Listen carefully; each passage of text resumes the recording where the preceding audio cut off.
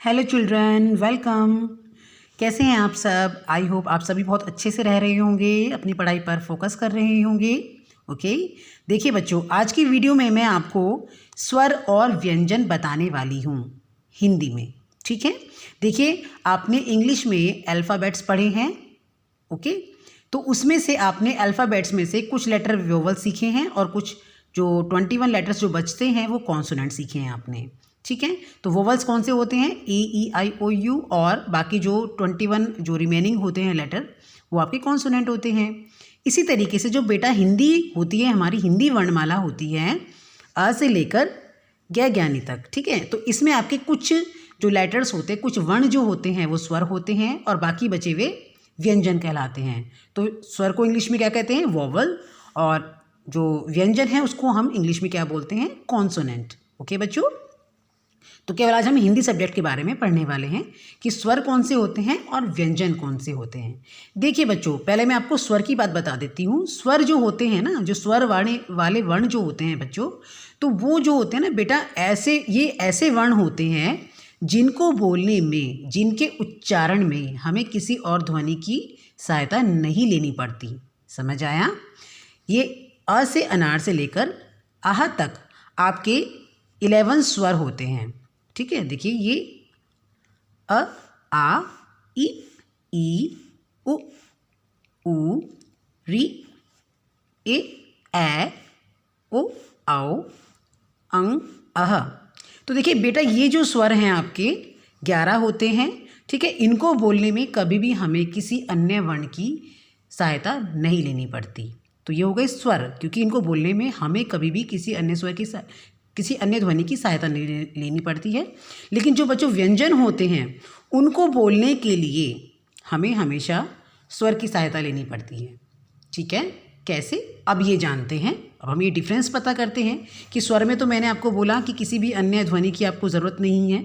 Okay, लेकिन इसमें आपको अन्य ध्वनि यानी कि स्वरों की सहायता से ही ये बोले जाएंगे, बिना स्वर की सहायता से ये कंप्लीट नहीं होते। क्लियर? देखिए, अब हम आपको उसको रीड करना सिखाते हैं।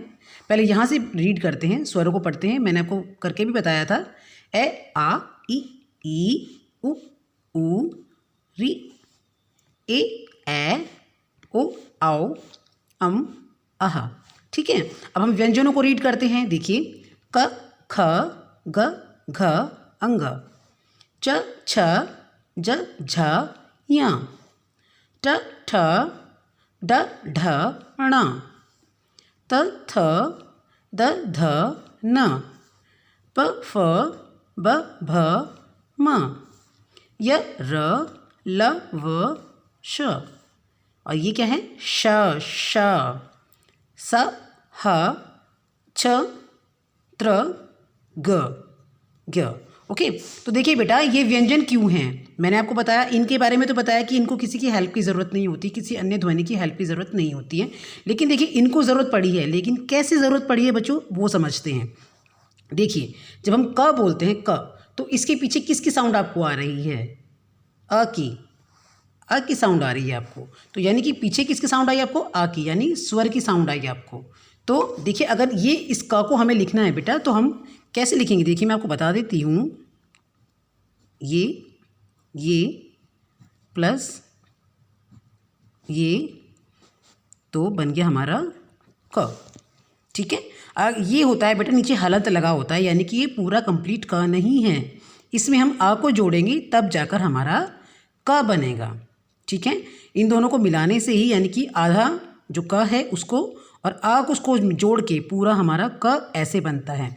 तो ये जितने भी व्यंजन हैं बच्चों, ये सारे मिलाकर ऐसे ही बने हैं। जैसे कि ख की बात बताती हूँ मैं आपको। ख प्लस अ इक्वल टू आपका ख बना।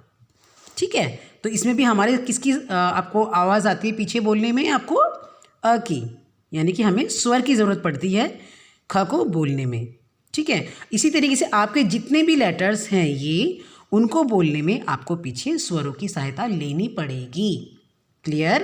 क्योंकि देखिए, स्वरों में तो हमें अ, आ, ई, ये तो खुद से ही अपने कंप्लीट वर्ण हैं, लेकिन ये कंप्लीट नहीं होते बच्चों। ये कंप्लीट कब होते हैं? जब हम इसमें आ यानी स्वर को जोड़ते हैं पीछे, तब जाकर ये कंप्लीट एक वर्ण बनता है। ठीक है, तो डिफरेंस समझ में आया आपको कि स्वर वो होते हैं जिनको बोलने में या जिनके उच्चारण में आपको अन्य ध्वनि की ज़रूरत नहीं होती, लेकिन जो व्यंजन होते हैं उनके उच्चारण में बच्चों आपको स्वर की सहायता ज़रूर लेनी पड़ती है, तभी वो उच्चारण कंप्लीट होते हैं, तभी उनको बोला जाता है।